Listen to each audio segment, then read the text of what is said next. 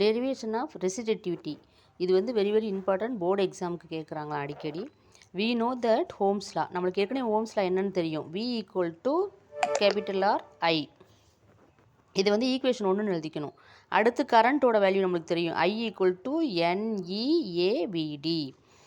அடுத்து capital R, இந்த ஆருக்கு வந்து நம்ம என்ன போகிறோம்னா அதாவது இந்த ரோ இன்ட்டு L/A. இது ஈக்குவேஷன் 3ன்னு போட்டுக்கணும், இது ஈக்குவேஷன் 2ன்னு போட்டுக்கணும். அடுத்து capital E equal to minus dV/dr, V/R. இப்போ வி ஈக்குவல் டு நம்மளுக்கு வந்து வி தேவை, அதாவது இந்த ஈக்குவேஷன் இருக்கு பார்த்தியா, ஃபஸ்ட் ஈக்குவேஷன், அதில் வி என்ன, ஆர் என்ன, ஐ என்னன்னு எழுதி நம்ம அதை சப்ஸ்டிட் பண்ணோம்னா ஆன்சர் வந்துடும். அதுக்கு தான் நம்ம கண்டுபிடிச்சிட்ருக்கோம்.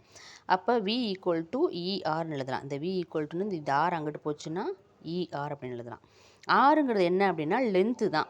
இந்த பேட்டரி இருக்குது பார்த்தீங்களா, இதில் வர அந்த வோல்டேஜோட லென்த்து தான். ஸோ அதனால் என்ன எழுதுகிறோம், நம்ம ஆருக்கு பொதுவாக எல்லுன்னு எழுதிடுறோம். இப்போ V ஈக்குவல் டு EL, இது 4th ஈக்குவேஷன். பாருங்கள், ஃபஸ்ட்டு ஈக்குவேஷன் வந்து ஹோம்ஸ் லா. அந்த ஹோம்ஸ் லாவில் V என்ன, ஆர் என்ன, ஐ என்னன்னு எக்ஸ்ப்ளனேஷன் போட்டோம்னா நம்மளுக்கு ரெசிடென்சிட்டி கிடச்சிரும். அப்போ ஆருக்கு பொதுவாக என்ன இதை போடுறோம், ஐக்கு பொதுவாக இதை போடுறோம், விக்கு பொதுவாக EL. இது மூணையும் கொண்டு போய் நம்ம ஈக்குவேஷன் 1ல் செட் பண்ணுறோம்.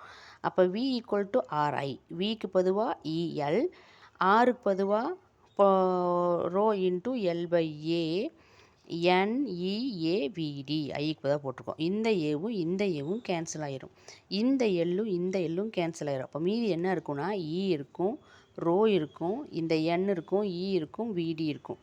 போட்டிருக்கோமா? இப்போ நம்மளுக்கு என்னென்னா ரோ தான் நம்மளுக்கு தேவை, இதே ரெசிடிவிட்டி. அதனால் ரோ ஈக்குவல் டு, இந்த ரோ அப்படியே வச்சுக்கிட்டு இந்த மீதி இருக்கிறதுல என்ன ஆகும், ஈக்கு கீழே போயிடும். அடுத்த ஸ்டெப்பில் இந்த VD இருக்கு இல்லையா, அந்த VD கூடிய எக்ஸ்ப்ளனேஷன் எழுதணும். VDயோட வேல்யூ என்னென்னா ஸ்மால் இ கேபிட்டல் E/M டார் கியூப்.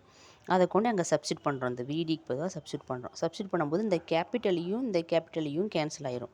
இப்போ மீதி என்ன இருக்கும்னா இந்த கீழே இருக்கிற M வந்து மேலே போயிடும், இங்கே இருக்கிறது அப்படியே இருக்கும், N இருக்கும், இங்கே ஒரு E, இந்த சின்ன E, ரெண்டு சேர்த்தா E², இந்த டார் கியூப்.